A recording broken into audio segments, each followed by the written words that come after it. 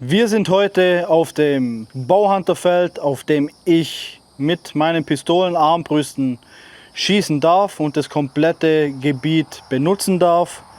Das Coole hier auf dem Targetfeld ist ganz einfach, ich komme hier super nah mit dem Auto dran und muss meinen Krempel nicht kilometerweit schleppen und das freut mich. Heute geht es einfach um das, wenn ich mir jetzt eine neue Pistolenarmbrust gekauft habe oder ein neues Visier oder irgendwas verstellt habe, wie stelle ich das Visier auf meine gewünschte Entfernung ein, ohne dass ich irgendwas zerstöre oder Verluste von Pfeile habe. Weil das ist unnötig, kostet Geld und macht keine Freude, wenn 10 Pfeile irgendwo hinfliegen.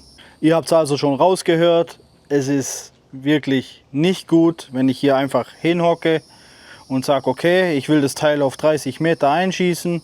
Ich setze mich jetzt einfach mal hin und probiere und guck mal, was passiert. Das ist sehr schlecht, das muss ich euch aber nicht erzählen. Ihr seid erwachsene Menschen, von dem her gesunder Menschenverstand wird es euch auch sagen. Bevor ich also den ersten Schuss absetze, stelle ich mir persönlich natürlich ein paar Fragen. Zum Beispiel jetzt hier bei der M10.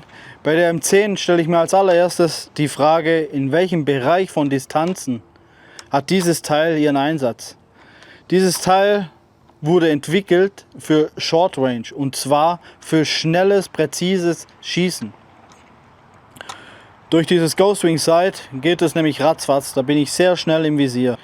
Hier möchte ich aber noch was hinzufügen. Es gibt eine neue Version. Am Anfang gab es das Problem, das Ghost Wing Sight war zu tief auf 15 Meter. Ich habe Steambow die Maße durchgegeben, die haben es übernommen. Es gibt eine neue Version davon, die höher ist und die passt mit schweren Pfeilen auf 15 Meter sehr gut. So, wie mache ich das jetzt aber, wenn ich jetzt hier eine Survival habe oder hier eine Black Mamba, wo ich einfach auf weitere Distanzen gehen will? Da mache ich das natürlich Schritt für Schritt. Das heißt, ich fange bei 5 oder 10 Meter an und dann arbeite ich mich vor auf 20, auf 30, auf 40 Meter. Das können wir hier jetzt probieren. Ich montiere dieses Red Dot ab und baue das Scope drauf und dann starten wir. Ich habe jetzt also die Survival vorbereitet. Ich habe das Red Dot abmontiert. Ich habe dieses Scope drauf montiert. Das ist ein 4x32er Scope von Steambow. Optimalerweise fangen wir an eigentlich bei 10 Yards, würde ich jetzt mal sagen. Ich kenne dieses Teil aber und starte bei 20 Yards. Die Frage ist, wo will ich hin? Also ich versuche es erstmal auf 30 Yards. Mal gucken, vielleicht reizen wir das ganze Ding jetzt mal aus und versuchen mal, wie weit man damit doch treffen kann. Wie schon gesagt, ich bin hier auf dem Targetfeld und ich werde hier ist das Targetfeld. Ganz hinten haben wir 50, das sind 10er Schritte in Yards. Hier haben wir 10 und hier haben wir schon 20. Jeder kennt mein Ziel. Ich benutze mein Ziel, damit ich einfach die Ziele vom Verein ein bisschen schone. Und ja, dann werden wir mal starten. Also wohin setze ich jetzt meinen ersten Schuss? Meinen ersten Schuss setze ich persönlich ganz unten. Immer so weit unten wie möglich. Ganz einfach aus dem Grund, ich weiß nicht, wie das Visier eingestellt ist vom Werk aus. Ich weiß nicht, wie die Armbrust vom Werk aus eingestellt ist und.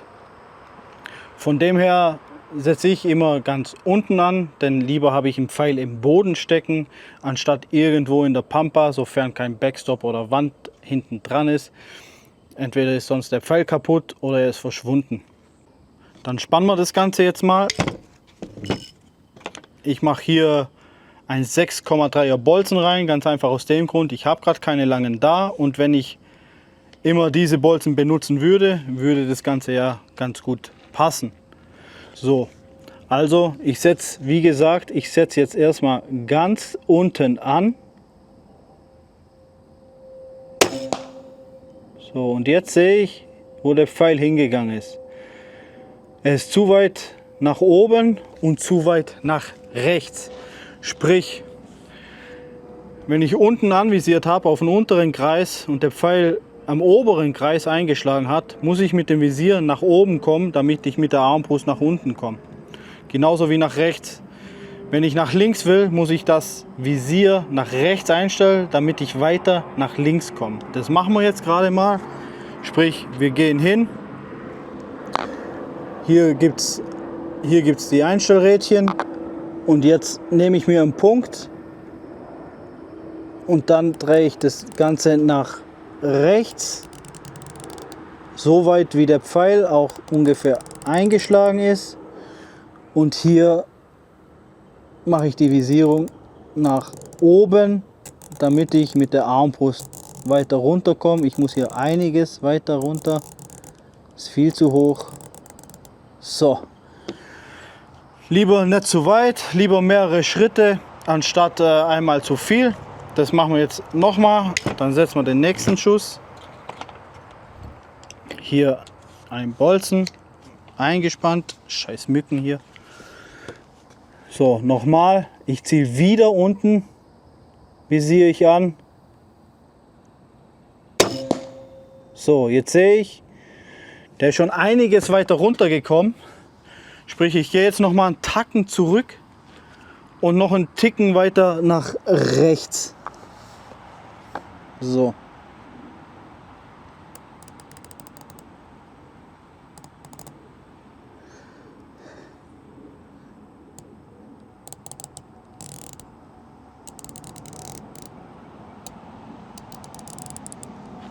So, nächster Pfeil.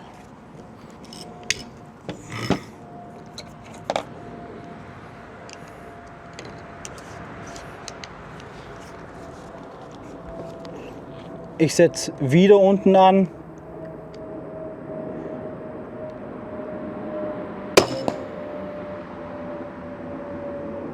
Ich komme schon näher ans Ziel. Sprich, erst mache ich die Senkrechte jetzt, weil ich schon ziemlich nah von der Höhe bin.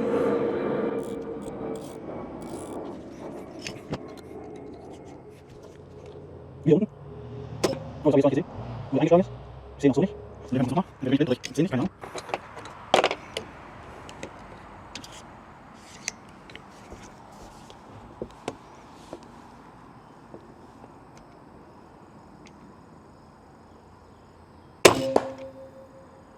Na siehst du, jetzt geht schon viel besser. Also weniger Klicks.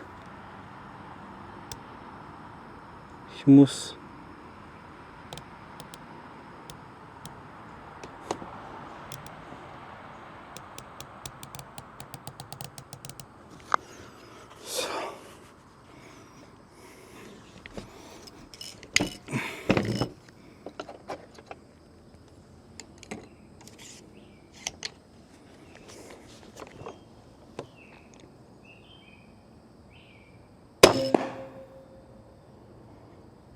Also das ist schon sehr nah dran.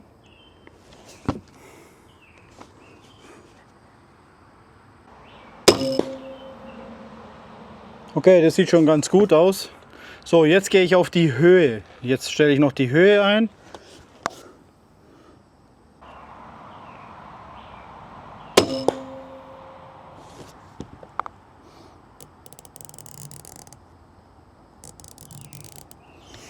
So, ihr seht, ich komme immer näher ans Ziel. Ich werde jetzt aber in die Mitte zielen, weil ich schon ziemlich nah am Ziel bin. Von dort aus beginnt halt dann die Feinjustierung.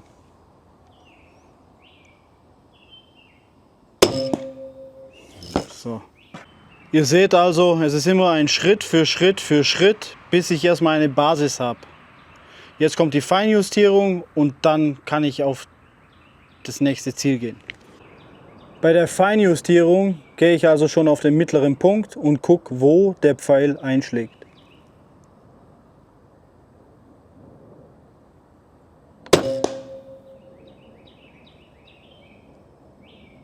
So, er ist jetzt zu tief eingeschlagen, sprich ich muss die Höhe nochmal korrigieren.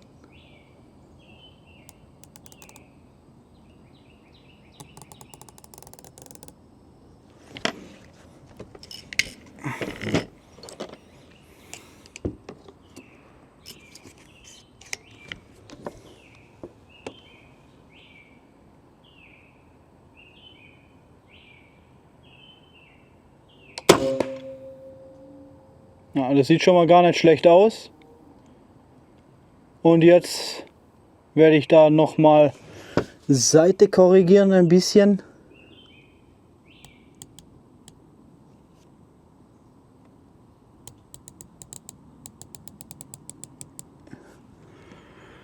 Und die Höhe lassen wir mal.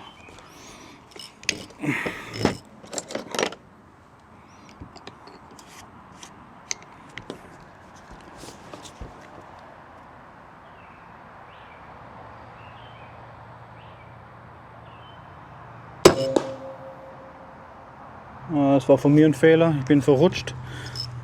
Machen wir das gleich nochmal.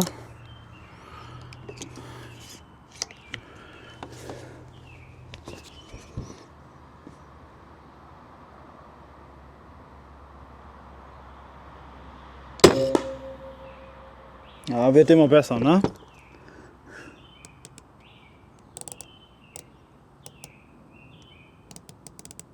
Drehen wir falsch rum. Muss dann wieder zurückdrehen. So, machen wir nochmal 3-4 Klicks. Testen wir das Ganze nochmal. Aber wir sind schon nah dran.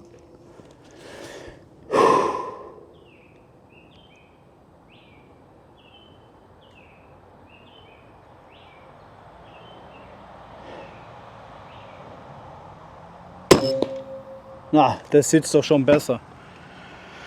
So.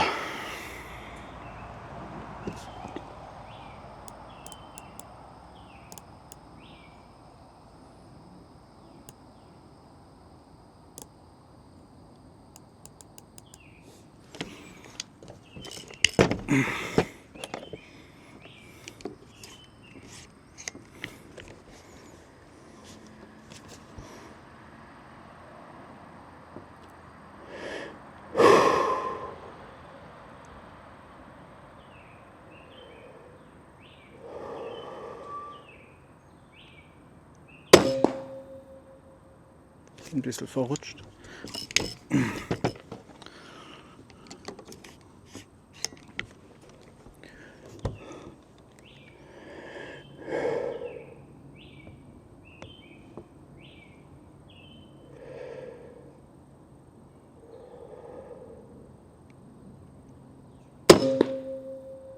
Ja, ich denke mal, das ist gut für den nächsten Schritt. So, ihr seht also, ich komme immer näher. Jetzt ist es immer ein feineres Gefühl, ein feineres Einstellen und. Okay, ihr seht schon, ich komme immer mehr ins Zentrum rein. Immer enger wird der Kreis, immer besser passt es, immer feiner muss ich justieren. So, wenn ich jetzt komplett im Center bin, auf 20 Yards eingestellt habe, dann kann ich das als Basis nehmen. Ich nehme das also als Basis und in den meisten Scopes sind Millpunkte drin und dann kann ich auf 30 Yards gehen und sagen, okay, ich gehe einen Punkt tiefer, ich nehme den einen Punkt tieferen Punkt als Center und habe dann meine 30 Yards. Das steht entweder in der Beschreibung drin oder wenn man sie nicht mehr hat wie ich, dann muss man sich da rantasten. Könnten auch 2 sein oder 1,5 Punkte, je nachdem. So muss ich mich rantasten. Dann haben wir hier nochmal einen ganz wichtigen Punkt und zwar die Atmung. Wann drücke ich ab? Wann ist der perfekte Punkt abzudrücken?